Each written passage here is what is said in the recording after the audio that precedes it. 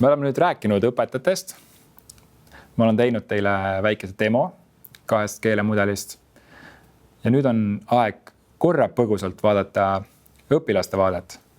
Ja järjekordselt, nagu te näete, kõik olema eesmärgipärane. Siis on hästi. Tuletan korra meelde, meie põhimõte on see, et eesmärgipärane peab olema tehnoloogia kasutamine. Ja selleks, et me loome endale tingimused õppimiseks ja õpetamiseks. Õpilased võib-olla õpetamisest, võib-olla neid tingimusi ei loe õpetamiseks, aga nad loovad kindlasti tingimused selleks, et kuidas paremini õppida. Aga ma lisaks ikkagi veel selle teema sisse, et keskmes on pedagoogika ja tehnoloogia on kõigest vahend selleks, et mõnda õppe-eesmärki või mitut õppe-eesmärki saavutada. Millised on need küsimused, mida tasub kaaluda, kui me tehnoloogia või mõelda, millistele küsimustele tasub mõelda, kui me tehnoloogia kasutamist kaalume. Need on mõned küsimused siin, et siia slaidi peal rohkem ei mahu, 4 on piisavad, muidu läheb see liiga mahukaks, eks na teate isegi, kuidas PowerPointi teha, nii et 2 varianti, kas ei pane üldse midagi sinna või panete niimoodi, et keegi ei näe lugeda. Aga üks teema, üks küsimus, millele tuleb vastata. Kas küsimus muidugi ei ole kunagi hea küsimus, aga see, et kas see tehnoloogia aitab saavutada paremaid õpitulemusi.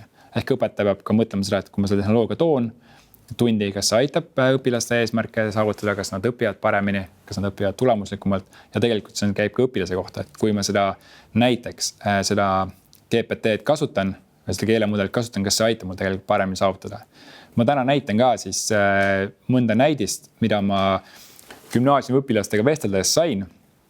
Ehk kuidas nemad nagu väljaspool ilma õpilaste õpetajate juhendamiseta oma nii-öelda õppimises siis seda ChatGPT-d näiteks kasutasid. Okei, tegelikult üks näitus on see, kus õpetaja tegelikult suunas neid GPT-d kasutama ja isegi lubas. Aga see on nüüd siis see, et kas see aitab mul paremini õppida, kas aitab mul paremini tulemusi saavutada. Teine küsimus, oluline küsimus on see, mis puudutab natukese ka jällegi õpetajate teemal, kui ma rääkisin sellest digitaalsest kirjaoskusest, et kui lihtne, kui keeruline see minu jaoks on, kas ma saan selle kasutamisega hästi hakkama, kas see tehnoloogia kasutamine tuleb mul hästi välja, kas ma oskan kõiki proove kasutada. Me vaatasime õpetajatega neid 2 keelemudelit ka, et seal ma näitasin teile selliseid lihtsamaid viise, kuidas seal seda ümber käia selles keelemudelis, ChatGPT-s ja Google'i Geminis. Nüüd teine pool on see, et mida õpilased võib-olla rohkem tajuvad, on see, et kas nii-öelda tema ümbritsev toetab seda kasutamist, kas vanemad toetavad seda kasutamist, kas õpetaja soodustab selle tehnoloogia kasutamist, kas see mõjutab tegelikult seda, kui hästi tegelikult kui hästi tegelikult seda tehnoloogiat tundides kasutatakse. Kui hästi selle vastu võtan. Jällegi õpetajate poolt samamoodi, kui me mõtleme nüüd koolikultuuri peale, kui kool toetab seda, siis suure tõenäosusega õpetajad ka seda integreerivad oma tundidesse. Kui koolikultuur ei toeta seda, siis tõenäoliselt seda ei integreerita. Ajaloost on erinevad näited, kus koolides on tehnoloogia olemas, aga tegelikult ei kasutata seda, sellepärast et mingil põhjusel ei leitud sobivat lahendust selleks, et kuidas, ma ei tea, näiteks seda puututundlikku tahvlit oma õpetajatele tutvustada ühelt poolt ja teiselt poolt seda, et kuidas seda eesmärgipäraselt siis tundides rakendada. Vabandust, kui ma kellegi liida tegin, aga ma lihtsalt räägin siin, tõin näiteks enda nii-öelda praktilisest kogemusest või varasemast kogemusest. Ja 4, mida ma siin tahtsin eriti välja tuua, on see, et kas on olemas vajalikud seadmed ja ka tugi selleks, et seda on võimalik eesmärgipäraselt kasutada. Kas need võimalused on olemas? Alustame sellest, kas on hea internetiühendus ja kõik sellised asjad. Kas mul on tahvelarvuti või on sülearvuti või mis mingi teine tehnoloogiline vahend selleks, et ma saaksin seda tehnoloogiat rakendada eesmärgipäraselt. Aga üks uuringu näide veel siin, mis on üsna värske, 2025 aastal avaldatud teadusuuring. Ja uuriti siis gümnaasiumi õpilasi ja üks sellised, ma noppisin sealt 3 sellist nagu peamist järeldust, mida ma tahtsin teiega jagada, on see, et õpilased kasutavad siis tehisintellekti tööriistu tõenäoliselt, kui nad usuvad, et see aitab. No see läheb hästi kokku selle eelmise slaidil olevasele, kas tehnoloogia aitab. Et kui õpilased seda usuvad, siis nad seda ka suure tõenäosuses kasutavad seda tehnoloogiat. Kui nad tajuvad seda, et see nii-öelda toetab võrgustik, lapsevanemad, õpetajad, kool laiemalt toetab seda, kas on olemas piisav ka infrastruktuur, mis seda ümbritseb. Ma mõtlen siis internetiühendust, nagu ma ütlesin. Kui need on olemas, siis suure tõenäosusega kasutatakse. Ja ka see on, kolmas punkt on oluline. Sellest uuringust tuli välja, õpilased pidasid oluliseks see, et ka neid juhendatakse. Ehk siit tuleb nagu üks asi välja, millest ma tegelikult sellest võiks pikemalt rääkida, on see, et me ei saa eeldada, et õpilased on piisavalt pädevad, et seda tehnoloogiat nagu eesmärgipäraselt kasutada. See on üks koht, millele tasub nagu mõelda või tegelikult leida ka siis kas ei uurida lähemalt seda, et mis on nagu see hetkeseis selles mõttes, kas ja kuidas nad kasutavad seda. Nii. Nüüd põhimõtted jällegi aitab luua tingimused õppimiseks, keskmes on pedagoogika, tehnoloogia on kõigest vahend. See on nagu selline kokkuvõte, mis seob õpetajad ja õpilased. Et kui see nagu kombinatsioon töötab, siis on nagu minu hinnangul hästi.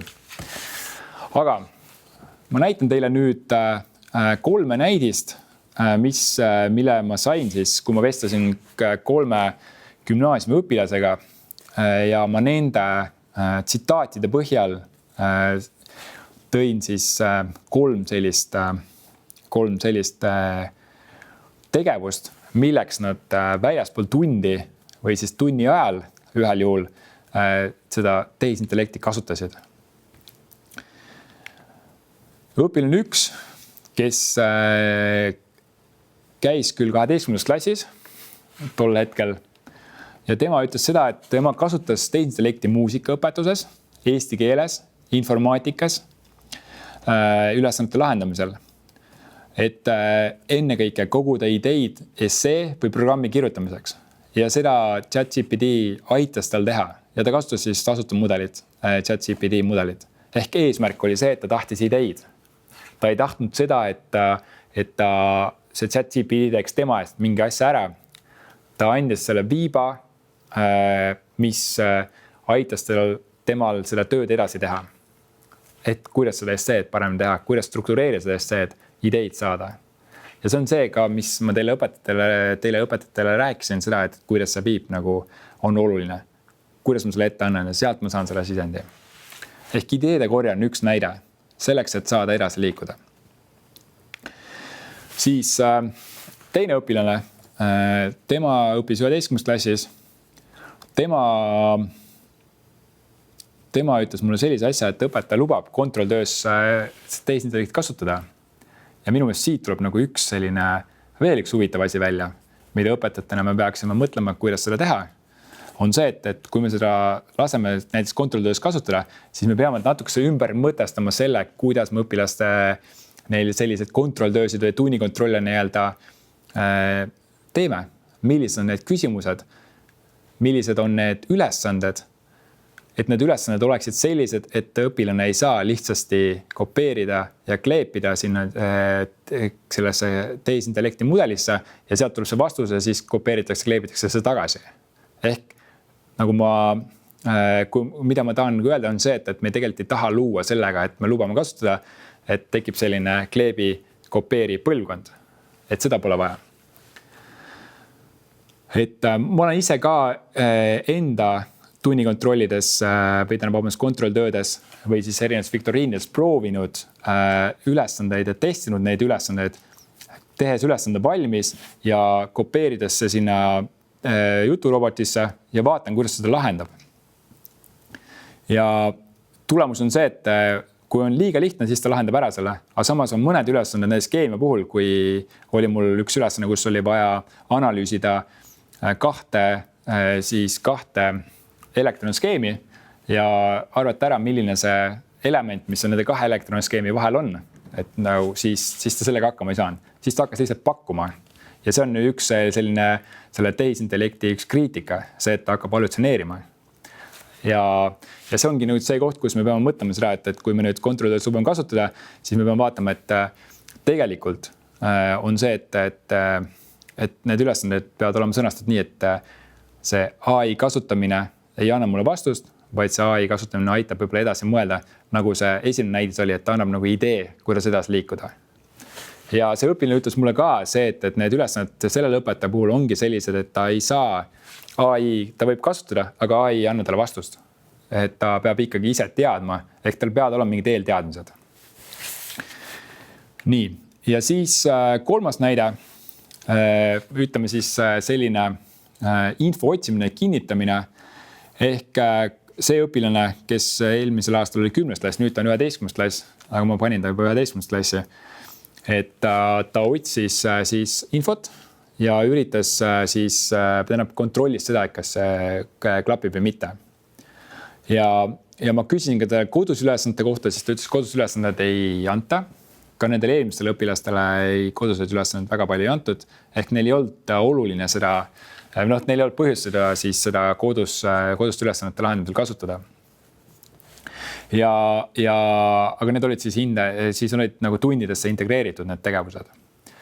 Et kui nii mõelda, siis tegelikult see on jällegi üks näide sellest, kuidas eesmärgipäraselt seda tehisintellekti integreerida. Nii, ja kokkuvõte. Kui ma nüüd võtan kokku selle õpilaste näite ja õpetajate näite või üldse selle tänase sessiooni, mis minu osa puudutas, siis ütleme siis eesmärgi pärast tehisintellekti kasutamist, toon välja sellise põhilise tähelepaneku või põhilise asja, mida te kaasa võtaksite, on see, et see pedagoogika oleks kõigepealt ja siis tuleb see tehnoloogia. Ja see tehisintellekt on meile üks abimees. Kui te mäletate minu esimest slaidi, kus ajajoon oli, aja jooksul oli tulnud meil erinevaid viise, kuidas tekkis sellist nagu mingid uued tehnoloogilised uuendused tulid. Ja nüüd on meil see tehisintellekt, mis aitab meil ka mingeid asju teha paremini või siis luua uut moodi lähenemist oma tundi. Et me ei unustaks ära, et see tehnoloogia tegelikult on ainult eesmärk või vahend, mitte eesmärk.